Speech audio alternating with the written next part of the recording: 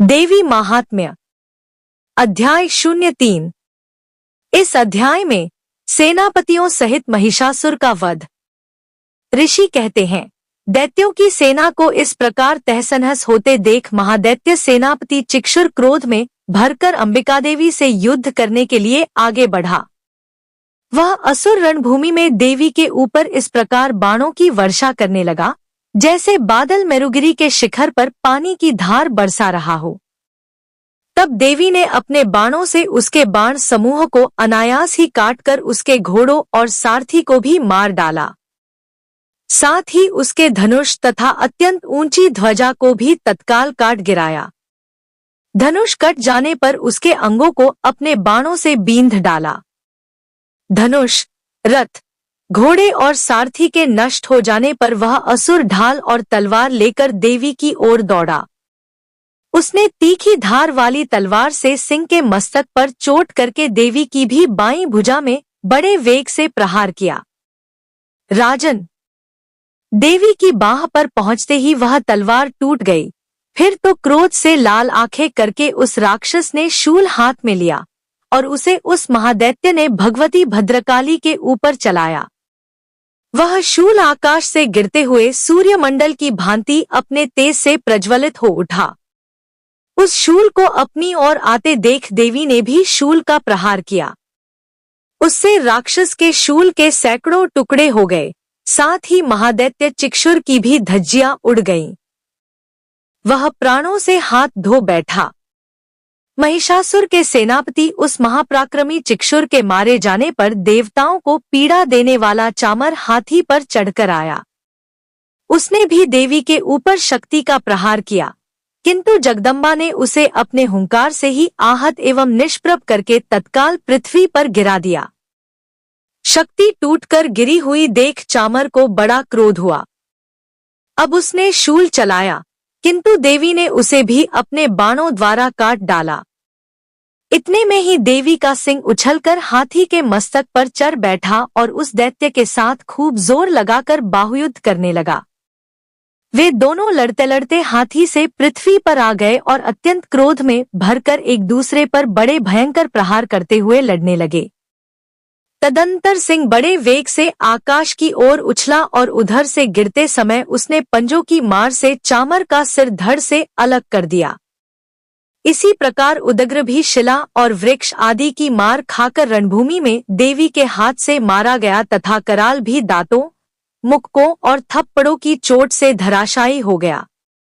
क्रोध में भरी हुई देवी ने गदा की चोट से उद्धत का कचूमर निकाल डाला। भिंदीपाल से वाशकल को तथा बाणों से ताम्र और अंधक को मौत के घाट उतार दिया। 3 नेत्रों वाली परमेश्वरी ने त्रिशूल से उग्रास्य, उग्रवीर्य तथा महानु नामक दैत्यों को मार डाला। तलवार की चोट से विडाल के मस्तक को धड़ से काट गिराया। दुर्धर और दुर्मुख इन दोनों को भी अपने बाणों से यमलोक भेज दिया।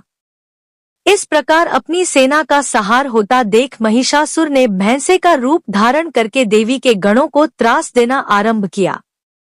किन्हीं को थूथुन से मारकर, किन्हीं के ऊपर खुरों का प्रहार करके, किन्हीं को पूंछ से चोट पहुंचाकर, कुछ को सींगों से विदीर्ण करके, कुछ गणों को वेग से, किन्हीं को सिंहनाद से, कुछ को चक्कर देकर और कितनों को नी श्वासवायु के झोंके से धराशायी कर दिया।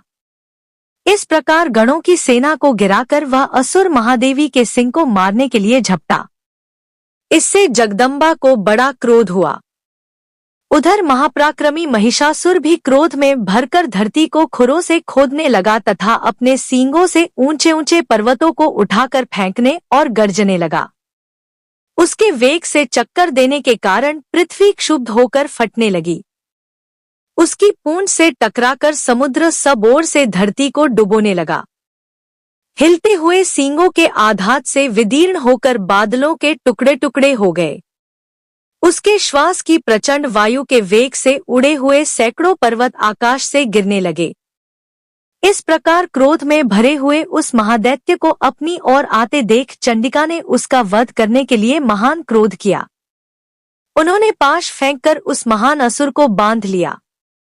उस महासंग्राम में बंध जाने पर उसने भैंसे का रूप त्याग दिया और तत्काल सिंह के रूप में वह प्रकट हो गया। उस अवस्था में जगदम्बा ज्यों ही उसका मस्तक काटने के लिए उद्यत हुई, त्यों ही वह खड्गधारी पुरुष के रूप में दिखाई देने लगा। तब देवी ने तुरंत ही बाणों की वर्षा करके ढाल और तलवार के साथ उस पुरुष को भी बींध डाला। इतने में ही वह महान गजराज के रूप में परिणत हो गया तथा अपनी सूंड से देवी के विशाल सिंह को खींचने और गर्जने लगा। खींचते समय देवी ने तलवार से उसकी सूंड काट डाली। तब उस महादैत्य ने पुन बैंसे का शरीर धारण कर लिया और पहले की ही भांति चराचर प्राणियों सहित तीनों लोकों को व्याकुल करने लगा। तब क्रोध में भरी हुई जगन्माता चंडिका बारंबार उत्तम मधु का पान करने और लाल आंखें करके हंसने लगी।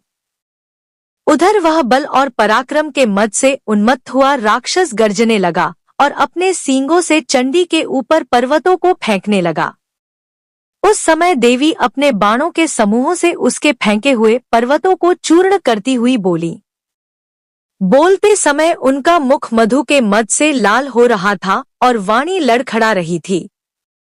देवी ने कहा, ओ मूढ़, मैं जब तक मधु पीती हूँ तब तक तू क्षण भर के लिए खूब गर्ज ले। मेरे हाथ से यहीं तेरी मृत्यु हो जाने पर अब शीघ्र ही देवता भी गर्जना करेंगे। ऋषि कहते हैं, यो कहकर देवी उछली और उस महादैत्य के ऊपर चढ़ गई। फिर अपने पैर से उसे दबाकर उन्होंने शूल से उसके कंठ में आघात किया। उनके पैर से दबा होने पर भी महिषासुर अपने मुख से दूसरे रूप में बाहर होने लगा। अभी आधे शरीर से ही वह बाहर निकलने पाया था कि देवी ने अपने प्रभाव से उसे रोक दिया। आधा निकला होने पर भी वह महादैत्य देवी से युद्ध करने लगा। तब देवी ने बहुत बड़ी तलवार से उसका मस्तक काट गिराया। फिर तो हाहाकार करती हुई दैत्यों की सारी सेना भाग गई तथा संपूर्ण देवता अत्यंत प्रसन्न हो गए। देवताओं ने दिव्य महर्षियों के साथ दुर्गा देवी का स्तवन किया। गंधर्व राज गाने लगे तथा अप्सराएं नृत्य करने लगी। इस प्रकार श्री मार्कंडेय पुराण में सावर्णिक मनवंतर की कथा के अंतर्गत देवी महात्म्य में महिषासुरवध नामक तीसरा अध्याय पूरा हुआ। 3 श्री दुर्गाय नमः।